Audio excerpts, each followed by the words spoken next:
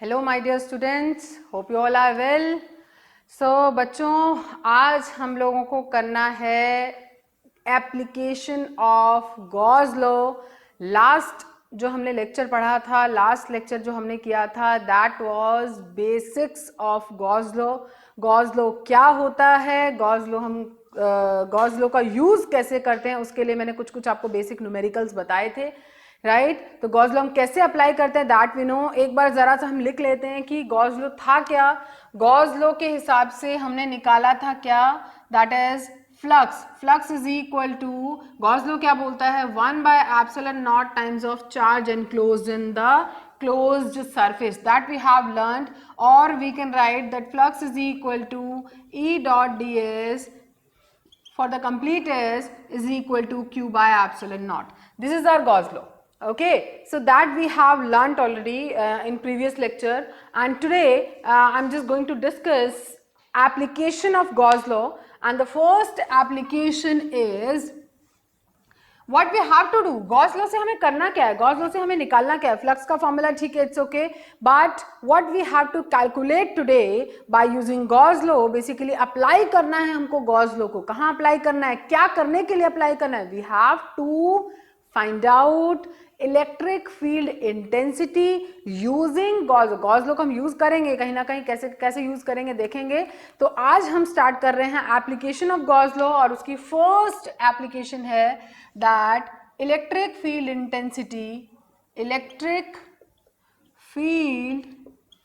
intensity you have to find out due to uniformly charged wire।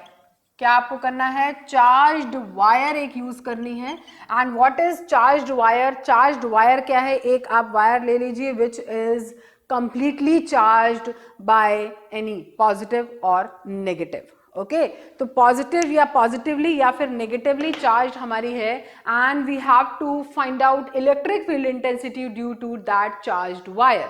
Okay, so here I am going to consider first of all charged wire। एक हम wire consider करते हैं, चलिए ले लेते हैं vertical form में। ये हमने एक वायर ले ली, this wire is basically I am considering this wire is positively charged, this wire is positively charged. Okay, this wire is positively charged, is okay, and we know that जब हमें electric field निकालना होता है, तो electric field निकालने के लिए हम लोगों को पता है कि जो इलेक्ट्रिक फील्ड की डायरेक्शन क्या होगी, इधर होगी या फिर इधर होगी, है ना। जब हम इलेक्ट्रिक फील्ड लाइन हमने ड्रॉ की थी, तब हमने ये चीज पढ़ी थी कि इलेक्ट्रिक फील्ड की डायरेक्शन कहां पर होगी। इलेक्ट्रिक फील्ड की direction that will be either this side और दिस साइड, क्योंकि दोनों ही हमारे क्या है, दोनों ही क्या है, आउटवर्ड नॉर्मल है, राइट। तो हमारा नॉर्मल, अगर इस एरिया की हम बात करते हैं, तो हम एरिया की क्या, हम एक अभी तो वायर की बात करें फिलहाल, तो this will be the direction of field, this will be the direction of field, that we have learned already, right. आज हमें निकालना है इलेक्ट्रिक फील्ड इंटेंसिटी। इसकी वजह से फील्ड इंटेंसिटी, या तो हम सीधा वही फील्ड का फॉर्मूला लगाएं और ऐसा करके करें, that is very tricky, that is very actually complicated task, ठीक है। अब हम गॉस लॉ को अप्लाई करके कैसे, देखो एक चीज हमें क्लियर है, जो इलेक्ट्रिक फील्ड इंटेंसिटी होगी वो उसकी इधर निकल रही है या इधर निकल रही है, ठीक है। जैसे जैसे हम दूर चले जाते जाएंगे, हमारे पास इस वायर का इफेक्ट कम होता जाएगा और हमारी फील्ड इंटेंसिटी घटती जाएगी। ये तो एक जनरल से एक कॉमन सेंस वाली बात है, लेकिन ये चीज हमें प्रूव भी करनी है कि जैसे जैसे फील्ड बढ़े, आई मीन सॉरी, जैसे जैसे डिस्टेंस बढ़ेगी वैसे वैसे हमारा फील्ड घटेगा। ये चीज हमें पता है, वैसे तो आपको ध्यान हो, ई जो हमारा होता है प्रोपोर्शनल होता है 1/r² की, ये चीज हमें पता है। लेकिन देखेंगे कि एक, जब ये हमारा पॉइंट चार्ज वाला केस था, लेकिन हमें यहां बात करना है किसके बारे में, हमें बात करना है एक चार्ज्ड वायर के बारे में हमें बात करनी है। वो वायर जो है पूरी कंप्लीटली चार्ज है और उसकी वजह से हमें फील्ड इंटेंसिटी निकालें। अब मैं इसके लिए क्या करने जा रही हूं, देखिए बहुत ध्यान से, इस वायर को मैं एक, आपको ध्यान है पिछले वाले लेक्चर में मैं गॉसियन सरफेस नाम की एक बात आपको बताई थी। एक सिलेंडर जो कि एक गॉसियन सरफेस है, एक सिलेंडर मैं कंसीडर कर रही हूं, और इस सिलेंडर की जो एक्सिस है वही चार्ज्ड वायर है। इस सिलेंडर की एक्सिस कौन है, वही चार्ज्ड वायर है, इनफाइनाइटली चार्ज्ड वायर हमारी, वही सिलेंडर की एक्सिस है हमारी, ये हमारी इनफाइनाइटली चार्ज्ड वायर है, ठीक है। अब देखिए, एक चीज तो आप पहले ऐसे कर सकते हैं, आप किसी एक पॉइंट पे अगर आपको इलेक्ट्रिक फील्ड निकालना है, आपको मैं एक चीज और बताती हूँ पहले। सपोज आपके पास ये एक चार्ज्ड वायर है। अब वायर है, हमें नहीं पता ये वायर कितने लंबे, इनफाइनाइट अगर हम बात करें तो हम क्या करते हैं, यहाँ पर आप दो एलिमेंट कंसीडर करिए, एक एलिमेंट ये ले लीजिए और एक एलिमेंट ये ले लीजिए। सपोज इस पॉइंट पे मुझे इलेक्ट्रिक फील्ड इंटेंसिटी निकालनी है, तो इस एलिमेंट का और इस एलिमेंट का डिस्टेंस, इस एलिमेंट का और इस एलिमेंट का डिस्टेंस बराबर होना, सॉरी पार्टिकल का, इस जिस पार्टिकल का, या जिस पॉइंट की बात हम कर रहे हैं, जिस पॉइंट पे हमें इलेक्ट्रिक फील्ड इंटेंसिटी निकालनी है, तो इसकी वजह से इस पे जो फील्ड लग रहा है this will be the direction, इसकी वजह से इस पे जो फोर्स लग रहा है या फील्ड लग रहा है this will be the direction, right. तो अगर मैं कहूं कि ये पार्टिकल 1 है और ये पार्टिकल 2 है, तो this will B E1 and this will B E2, right. This will B E1 and this will B E2। और अगर मैं यहां से देखूं तो हमारे पास यहां एक एंगल भी बनेगा, this is E2 cos theta, अगर यहाँ थीटा है तो, and this will B E1 cos theta, right. And these two component will be cancelled out each other, और हमारा जो नेट फील्ड होगा वो इस डायरेक्शन में होगा। यहां से हमें एक चीज समझ में आ रही है कि हमारा फील्ड की डायरेक्शन यही होने वाली है। जब मैंने कौन सा दिया है, दिस इज पॉजिटिवली चार्ज, तो ये चीज हमें वैसे भी पता है, चाहो तो आप इस तरीके से दिखा भी सकते हो कि नेट फील्ड जो होगा that will be in this direction if we have a positive charge. ठीक है, ये चीज क्लियर हुई कि हमारे पास एक पॉजिटिवली चार्ज वायर थी, तो मैंने एक कोई भी पॉइंट कंसिडर कर लिया एंड उस पी पॉइंट पर मुझे इलेक्ट्रिक फील्ड इंटेंसिटी निकालनी है। इस पी पॉइंट पर अगर निकालनी है तो मैंने यहाँ दो एलिमेंट लेकर के इसकी इंटेंसिटी निकाली एंड व्हाट आई गॉट कि इलेक्ट्रिक फील्ड इंटेंसिटी जो है, इसकी नेट फील्ड इंटेंसिटी इस डायरेक्शन में आ रही है। वैसे भी हमें पता है कि अगर पॉजिटिव है तो फील्ड इंटेंसिटी यही रहेगी। क्लियर होगी ये चीज, ठीक है। इसको तो कोई खास जरूरत नहीं है, ये सिर्फ आपको समझाने के लिए आपको बताया गया ना।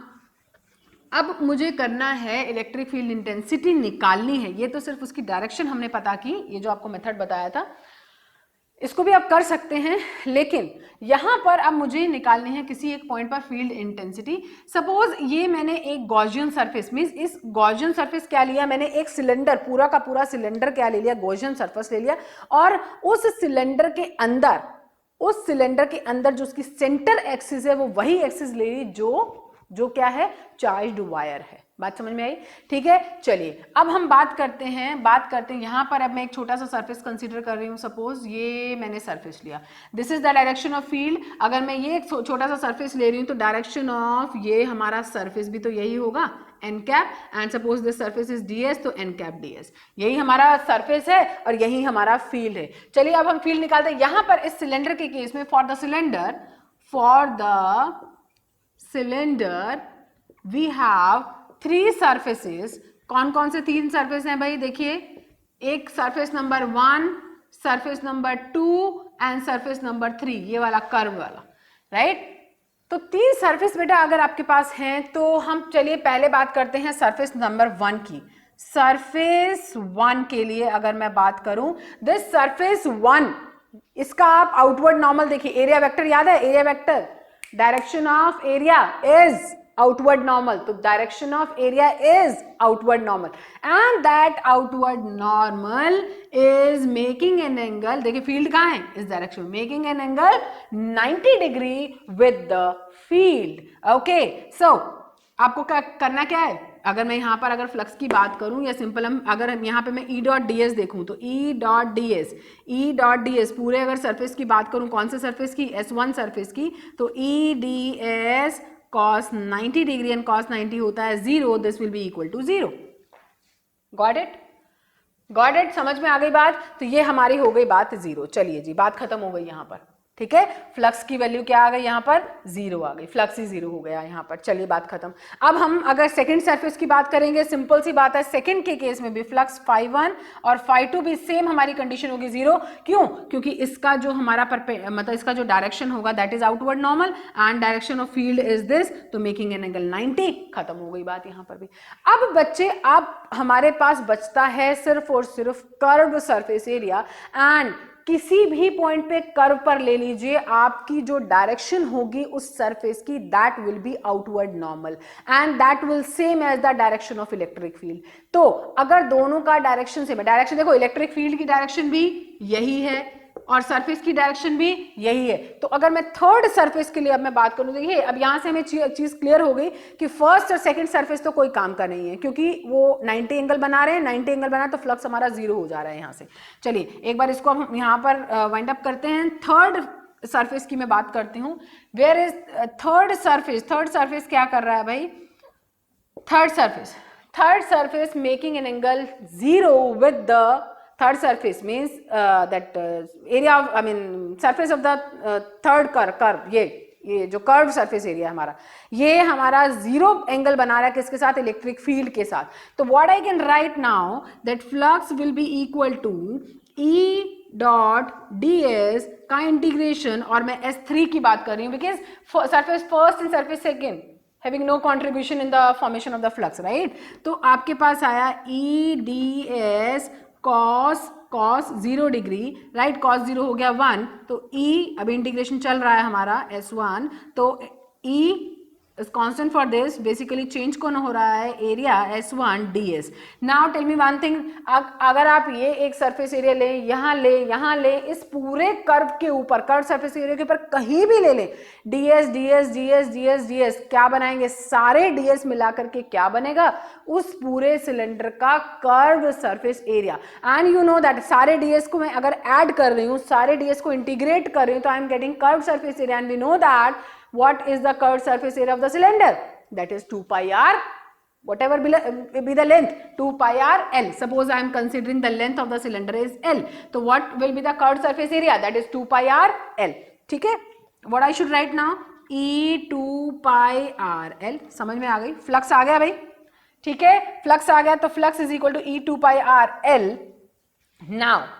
Now you know according to Gauss law, अब लगाते हैं यहाँ पर Gauss law। ये तो हम सिंपल सी बात, सिंपल EDS लेकर के हमने निकाल दिया, फ्लक्स का कॉन्सेप्ट निकाला, राइट? फ्लक्स निकाले। Now according to Gauss law we know that this flux is equal to Q by epsilon naught.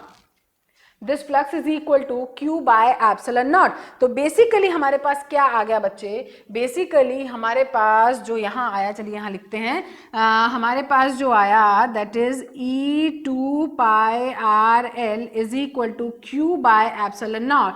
Now tell me one thing, here I am talking about a line जिसके ऊपर charge है।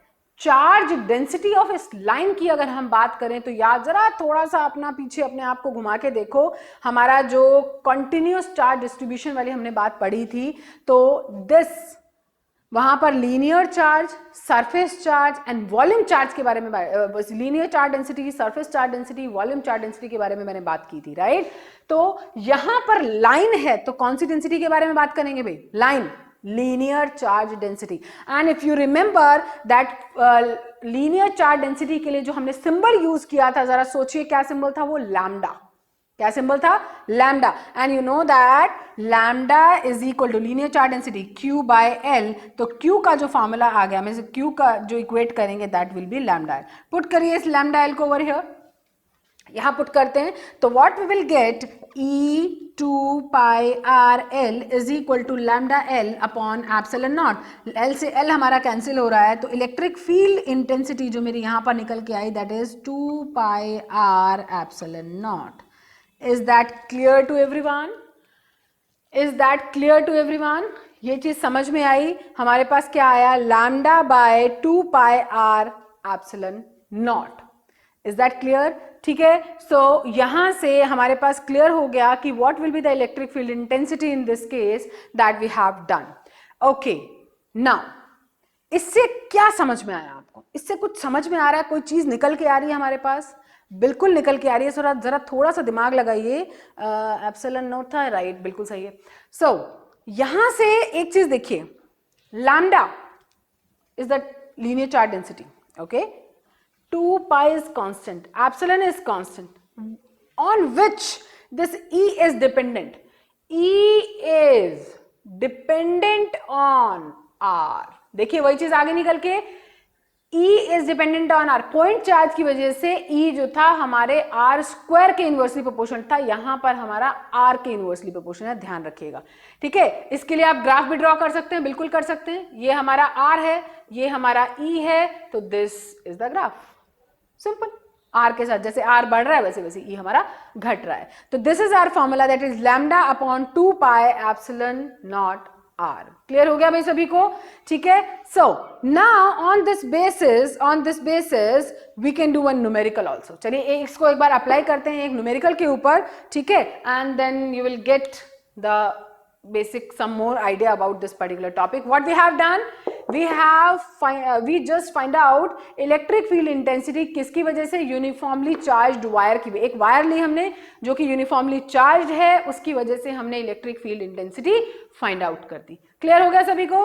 Okay चलिए अब एक numerical करते हैं, बहुत अच्छा सा सिंपल सा न्यूमेरिकल है, टफ नहीं है न्यूमेरिकल बिल्कुल भी। चलिए हम न्यूमेरिकल पे आते हैं। द न्यूमेरिकल इज, सपोज आपके पास एक चार्ज्ड वायर है and due to that charged wire formula हमारा क्या निकला भाई? फॉर्मूला हमारा निकला E is equal to lambda upon 2 pi r epsilon naught. This is our formula, okay, for line. तो इसी के लिए अब मैं क्या कर रही हूँ बेटा, एक क्वेश्चन ले रही हूँ। सपोज मेरे पास एक चार्ज्ड वायर है। अच्छा एक चीज बताइए, अभी अभी मैंने आपको बताया कि अगर पॉजिटिव चार्ज मैंने वायर ली, डायरेक्शन ऑफ फील्ड ये था, right? Positive charge, direction of field ये। नेगेटिव चार्ज के केस में क्या होगा भाई? This will be the direction of field. Simple सी बात है, right? You know this thing कि अगर यहाँ पर हम जो भी इसकी सरफेस जो डेंसिटी ले रहे हैं, if it is greater than 0, lambda लिया था हमने, if it is greater than 0 तो this means greater than 0 means positive, तो this will be the direction. If it is less than 0 तो this will be the direction. ठीक है ना, positive negative, ये तो समझ सकते हो। ओके चलिए जी, चलो बच्चा अब हम एक क्वेश्चन पे आते हैं। देखिए ये हमारे पास एक वायर है which is positively charge and you have to find out what is the force, ध्यान से सुनना, what is the force due to this charged wire, एक charged wire है, इसकी वजह से मुझे force निकालना है। ये एक मेरे पास डाइपोल गिवन है। क्या गिवन है? डाइपोल गिवन है, और इस चार्ज की वैल्यू भी सपोज हमारे पास गिवन है and this is given some value, suppose it is 2 centimetre and इसको थोड़ा सा नजदीक ले लेते हैं, this is plus q and this is dipole and the distance between dipole charge particle is 2 mm stand for 2.2 centimetre. Clear हो गया? ठीक है, this is given. What is the question, what is my question, that what will be the force applied due to this charged wire on the dipole. Dipole के ऊपर net force कितना लगेगा? अगर बच्चों आप इसके ऊपर इलेक्ट्रिक फील्ड इंटेंसिटी निकाल लें, हाँ, अगर हमें ये पता चल जाए कि फील्ड इंटेंसिटी कितनी है तो फोर्स इजीली पता चल जाएगा। And we know the field intensity due to charged wire, पता है ना, अभी अभी हमने फाइंड आउट की है। तो अगर मैं सिर्फ इस चार्ज के ऊपर बात करूं, ठीक है, तो electric field intensity, what will be the electric field intensity over here? Formula हमें पता है, this is lambda upon 2 pi, distance कितनी है? 2 सेंटीमीटर। अगर मैं सेंटीमीटर मीटर में आप कन्वर्ट कर लेना चाहो तो, and this is epsilon naught, तो मीटर में आपको कन्वर्ट करना ही पड़ेगा 0.02 पाई एंड यहाँ इसकी वैल्यू रखिए 1 मीटर 100 सेंटीमीटर, तो कन्वर्ट करिए 0.02। ओके, ठीक है, ओके। सो ये आपकी फील्ड आ जाएगी। Now what will be the force on this charge? Can you tell what will be the force on this charge? Q है, QE, this is the force. आप क्या करेंगे, ये Q है और यहां पर आप E की वैल्यू पुट कर दीजिए, ठीक है, 2 पाई 0.02 और एप्सिलॉन नॉट। आ गया फोर्स किसके ऊपर? इसके ऊपर आ गया। What will be the direction of this force? Can you tell? Suppose this is 1 and this is charge 2, what will be the direction of this force? F1 क्या होगी direction? That's quite simple, this will be the direction of force, है ना, ये negative है। Okay, तो and what about the second one? अब second के लिए क्या लोगे बताओ? सेकंड के लिए जो हमारा फील्ड होगा इस पॉइंट के ऊपर, what will be the distance? 2 centimetre ये हुआ और 2 mm ये हुआ, इन दोनों को, this will be the total distance. तो यहां पर आप क्या करेंगे? R की वैल्यू को चेंज कर देंगे, तो यहां से हमारे पास F2 की वैल्यू आ जाएगी कितनी भाई? Q into, चलिए मैं अगर सेंटीमीटर के टर्म में लिखूं आपको कंफ्यूजन नहीं होगा, 2 पाई, अगर मैंने यहाँ सेंटीमीटर में लिया है, 2 इज इन सेंटीमीटर, तो what I should right over here 2.2, isn't it? 2 ये हुआ और 0.2 इसका हो गया, कन्वर्ट कर लेना इसको मीटर में, तो 2.2 और ये हुआ हमारे पास एप्सिलॉन नॉट। F1 और F2 की वैल्यू आ गई, यहां से आप सॉल्व करिए, Q आपके पास गिवन होगा, Q आपके पास गिवन होगा तो you can easily calculate, right, and plus आपके पास लैम्डा भी गिवन होगा, क्वेश्चन में लैम्डा गिवन होगा तभी आप इसको सॉल्व कर पाएंगे। ओके, F1 आ गया, F2 हो गया। Now what will be the direction of F2? This will be the direction of F2, ठीक है। तो F1 की डायरेक्शन ये है, F2 की डायरेक्शन ये है, ठीक है। नाउ अब आप देखेंगे कि दोनों में से किसका फोर्स ज्यादा आ रहा है। सपोज अगर मैं कहूं कि F1 जो है वो ज्यादा आ रहा है F2 से, तो what will be the answer in that case? What will be the answer in that case? Net force will be equal to F1 minus F2।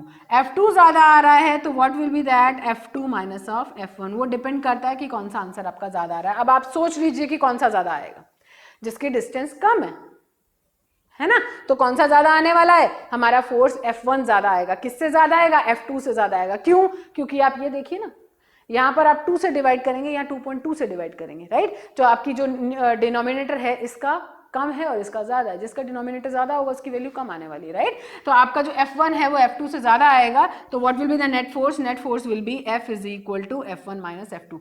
What we have done, we have used this formula over here, lambda by 2 pi r epsilon naught, this we have used. Okay, epsilon naught की value सभी को पता है, 8.854 into 10 to the power minus 12, ठीक है। Clear हुआ? तो this is the way how you can apply this uniformly charged wire का फॉर्मूला। क्लियर भाई? ठीक है, ये फॉर्मूला दिमाग में बैठा लो अच्छे से, बोर्ड के पॉइंट ऑफ व्यू से this topic is quite important. Okay, यहाँ अभी हम गॉस की जितनी भी एप्लीकेशन है बेटा इंपॉर्टेंट है, कुछ नहीं कह सकते कौन सा टॉपिक आ जाए, ठीक है। तो लाइन भी इंपॉर्टेंट है, उसके बाद हम शेल करेंगे, स्फेरिकल शेल, सॉलिड स्फीयर करेंगे, राइट। उसके बाद अभी मैं आपको जस्ट इसके बाद मैं आपको शीट कराने जा रही हूँ, that is also very important, right. चलिए जी, चलिए बच्चा, अब हम अपने नेक्स्ट टॉपिक पे आते हैं, that is electric field intensity due to charged, plane charged sheet. Charge sheet की हम यहाँ बात कर रहे हैं। Okay, electric field intensity due to charged sheet, बहुत ध्यान से समझना, बहुत इंपॉर्टेंट, बहुत इंटरेस्टिंग, ठीक है, मजा आएगा करने में। ओके, चलिए जी, अब हम बात करते हैं एक शीट की। क्या हमें निकालना है? क्या है भाई हमारा topic? Electric field intensity due to what? Charged, plane charged sheet. Okay, चलिए अब इसके लिए हम करते हैं बच्चा क्या, एक शीट लेते हैं विच इज चार्ज्ड। एक मैंने शीट ली and this sheet is completely charged. Suppose I am considering this is positively charged. ठीक है, this sheet is positively charged. Now what I have to do, I have to find out electric field intensity, suppose at this point somewhere, यहां पर कहीं find out करनी है, ठीक है। क्या करोगे? सबसे पहले आपको पता है ना, जिस पॉइंट के ऊपर हमें फील्ड निकालनी है उसके लिए हमें गॉसियन सरफेस में इंक्लूड करना है।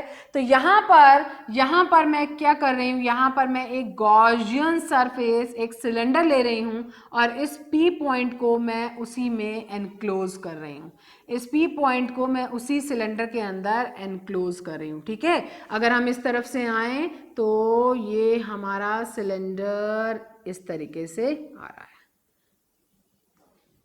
ठीक है। तो this is our cylinder. Okay, तो अब आप देखिए बेटा, what will be the direction of field in this case? That's quite simple. अगर हमारी ये प्लेट इस तरीके से है तो this will be the direction of electric field, this will be the direction of electric field. ये शीट है, राइट। फील्ड की डायरेक्शन इधर भी हो सकती है, फील्ड की डायरेक्शन इधर भी हो सकती है। तो अगर ये हमारी शीट है तो इसका एरिया है, तो this will be the direction of electric field. Now tell me one thing, बहुत सिंपल है, देखिए ध्यान से, हमारे पास कितने एरिया हैं फिर से इसके? 3 areas, area number 1, area number 2 and area number 3, curve वाला area number 3। Now is there any contribution to find out flux of this area number 3। देखो ध्यान से, अगर आप इसके ऊपर कोई भी सरफेस कंसीडर कर लीजिए, सरफेस की डायरेक्शन ये होगी, यहां कंसीडर करेंगे सरफेस की डायरेक्शन ये होगी, यहां कंसीडर करेंगे सरफेस की डायरेक्शन ये होगी, always that surface will make an angle 90 degree, make an angle 90 degree with the field. Field की डायरेक्शन ये है पॉजिटिव एक्स एक्सिस। अगर हम यहाँ ये वाला कंसीडर करें, उधर भी देखेंगे बाद में, this is the direction of field positive x axis. ये फील्ड है, एरिया ऐसे है, ये फील्ड है, एरिया ऐसे है, ये फील्ड है, एरिया ऐसे है, ये फील्ड है, एरिया ऐसे। Every time it is making an angle 90 degree with the electric field. If it is making an angle 90 degree with the field, then tell me one thing, what will be the flux then? E dot ds, E ds cos 90, and cos 90 will be equal to 0. If cos 90 will be equal to 0, in that case we'll not get any flux in this case. If we are not getting any flux in this case, then is there any contribution of this third surface? No, no contribution. बचा कौन हमारे पास? सबसे पहले लिख लेते हैं एक बार, for surface 3 no contribution, because no contribution किसके लिए? for flux, flux के लिए कोई contribution नहीं है, because E and because angle, या हाँ एंगल लिख लेते हैं, angle between E and surface is 90 degree. If it is 90 degree, E ds cos 90, and cos 90 will be equal to 0, so there will be no contribution, answer will be 0. Now अब जो हम बात करेंगे that is about surface 1 and surface 2. अब surface 1 और surface 2, अब आप देखिए कि ये अगर मान लीजिए इसको हम S1 S2 दे दें या S दे दें, एक ही बात है, क्योंकि इक्वल हमने एक यूनिफॉर्म सिलेंडर कंसीडर किया है। तो what will be the flux in this case? Total हमारा क्या होगा? देखिए अगर इस यहाँ पर एक मैं P पॉइंट कंसीडर करूं और यहाँ पर सपोज मैंने P डैश लिया, क्योंकि ये यूनिफॉर्म है और एक फिक्स डिस्टेंस के ऊपर मान लीजिए ये R डिस्टेंस है, सरफेस से ये भी हमारी R डिस्टेंस है, तो हमारे पास टोटल कितना हो गया? क्योंकि दोनों का बिल्कुल सेम है, मींस दोनों का फ्लक्स हमारा सेम आने वाला है। तो what I should right, 2 times of EDS, isn't it? 2 times of EDS, क्यों भाई? EDS इसका हुआ और EDS इसका हुआ, तो that will be equal to, if you know, that will be equal to flux हमारा Q by epsilon naught भी होता है ना?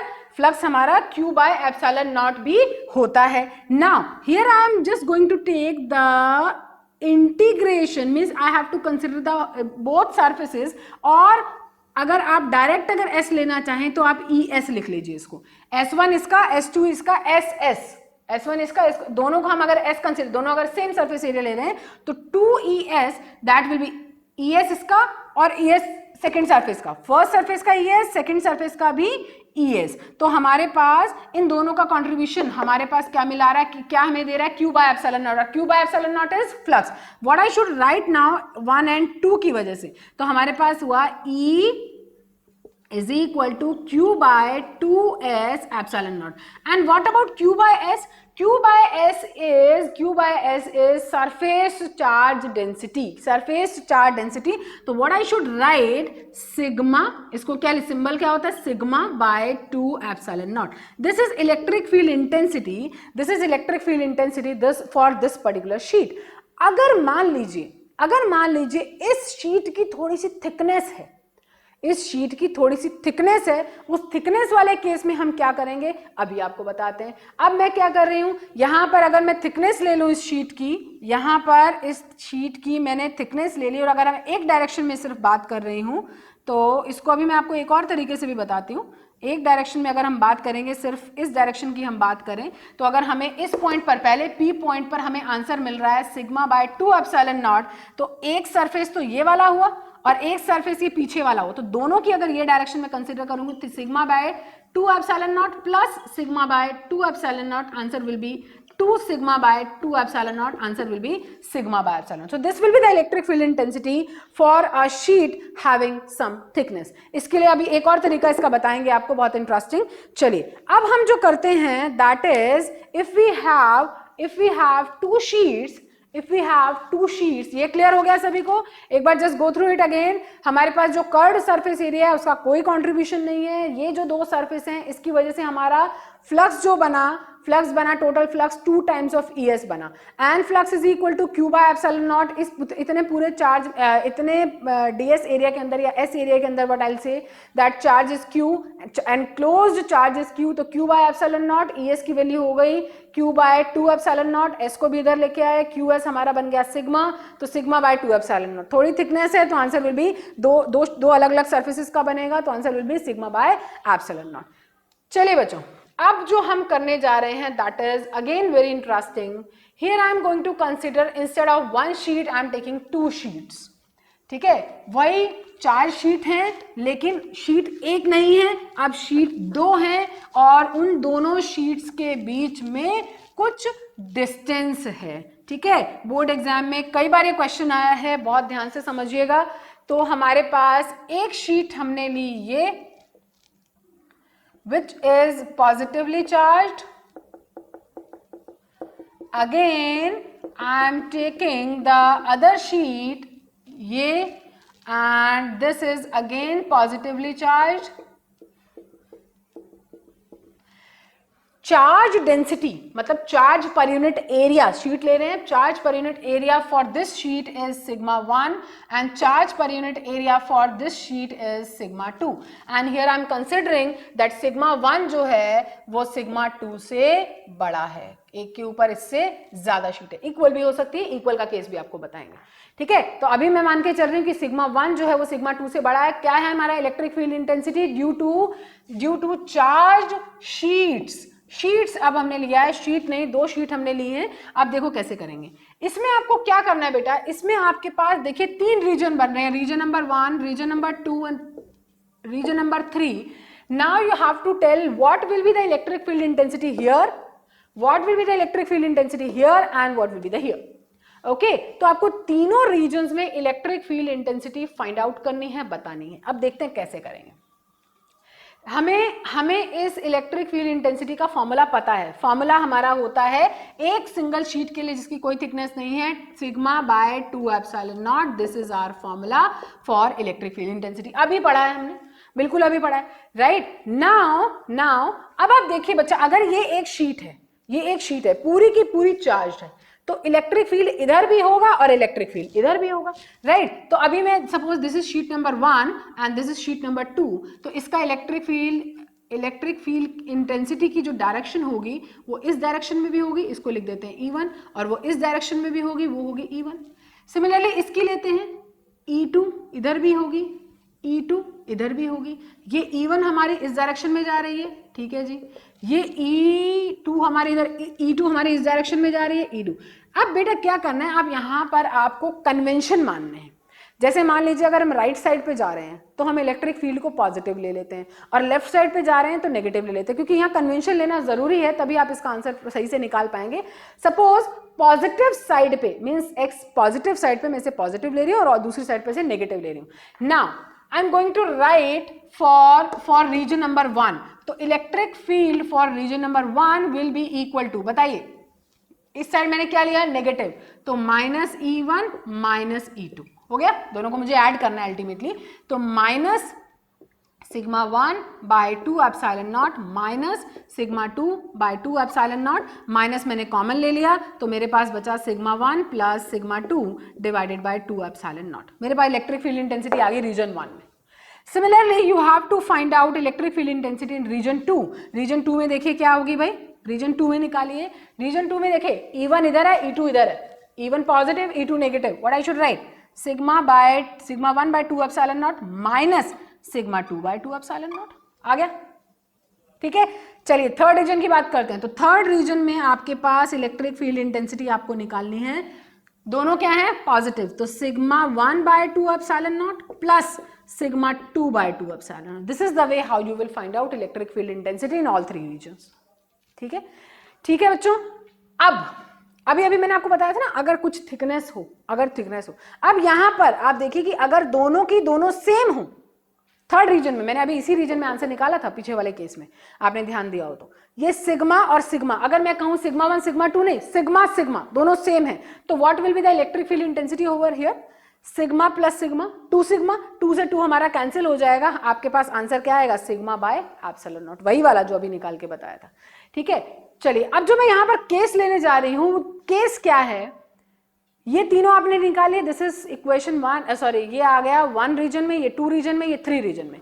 अब हमारे पास अगर एक शीट पॉजिटिव की बजाय नेगेटिव हो जाए, एक शीट, दोनों इक्वल हैं लेकिन सिग्मा सिग्मा है दोनों पर, लेकिन एक पॉजिटिवली चार्ज है और एक नेगेटिवली चार्ज है, तब आपके पास तीनों रीजन्स में फील्ड क्या होंगे? चलिए पहले रीजन की बात करते हैं। एक है पॉजिटिव, एक है नेगेटिव, एक है पॉजिटिव, एक है negative, sigma minus sigma, answer क्या हो गया भाई? 0। कब? इफ प्लेट 1 पे सिग्मा 1 जो है वो सिग्मा के बराबर है और सिग्मा 2 जो है हमारा माइनस सिग्मा के बराबर है, ये कंडीशन है हमारी। इफ सिग्मा 1 सिग्मा के बराबर मतलब पॉजिटिव है, ये तो पॉजिटिव ही है, इसको उठा के हमने नेगेटिव कर दिया, ये सिग्मा के बराबर है और ये माइनस सिग्मा के बराबर है। अब बताइए इसमें क्या होगा भाई? इसमें क्या आंसर आएगा? एक प्लेट पॉजिटिव है, एक प्लेट नेगेटिव है, सेकंड केस में, सेकंड रीजन में क्या आंसर आएगा? ये है सिग्मा और ये है minus sigma, sigma and minus sigma जरा ऐड करिए, सेकेंड रीजन का E2 फिर से मैं निकाल रही हूं, sigma upon 2 epsilon naught minus minus sigma upon 2 epsilon not, क्या आ गया answer? 2 sigma by 2 epsilon naught, तो अल्टीमेटली आंसर आ गया सिग्मा बाय एप्सिलॉन नॉट। मतलब सेकेंड रीजन में आपका फील्ड आएगा sigma by epsilon not when this is positive and second is negative. बात समझ रहे हैं? सेकंड प्लेट अगर नेगेटिव है और फर्स्ट प्लेट पर, दिमाग में घुसाओ इस बात को, ये बात याद रखनी है। कब कब कब कब? जब हमारी एक शीट पॉजिटिव चार्ज है और दूसरी शीट नेगेटिव चार्ज है। बात समझ में आ गई सभी को? ठीक है, चलिए अब थर्ड रीजन में बताइए क्या होगा। एक है पॉजिटिव सिग्मा, एक है नेगेटिव सिग्मा, एक है पॉजिटिव सिग्मा, ये नेगेटिव सिग्मा, कैंसिल होके क्या हो जाएंगे? 0। तो कई बार बोर्ड एग्जाम में एक ये क्वेश्चन आया है, कई बार आया ये वाला क्वेश्चन कि what will be the electric field intensity in region 1 and region 3? Region 1 and region 3 क्या होगी? रीजन 1 और रीजन 3 में अगर दोनों अपोजिट चार्ज हैं तो रीजन 1 अगर पॉजिटिव है, प्लेट 1 अगर पॉजिटिव है, प्लेट 2 नेगेटिव है, तो रीजन 1 एंड रीजन 3 हमारा 0 हो गया, अभी अभी हमने ये बात देख ली। और रीजन 2 का जो आंसर आया that is sigma by epsilon naught. Is that clear to everyone? This is very interesting and very important topic, that was very very very important topic जो अभी अभी हमने डिस्कस किया। ठीक है बच्चों, इसके बाद एक हमारा बहुत अच्छा सा टॉपिक और भी है, electric field intensity due to hollow cylinder, due to solid cylinder, but that is not in our course of CBSE. For competitive exam, if you want to know, so you can just mention, so we can make one different video on that particular topic. For board exam, this is not in our course. Okay, so next topic बच्चों हम लोगों का होगा sphere, shell and solid sphere. ठीक है, तो उसमें हमारा नेक्स्ट लेक्चर होगा। And I am telling you, application of Gauss law, numericals of Gauss law is very very very important. Okay, in next lecture first I'll discuss some numerical of this particular topic, and then I'll go through the shell and solid sphere. Okay, bye bye my dear students, take care.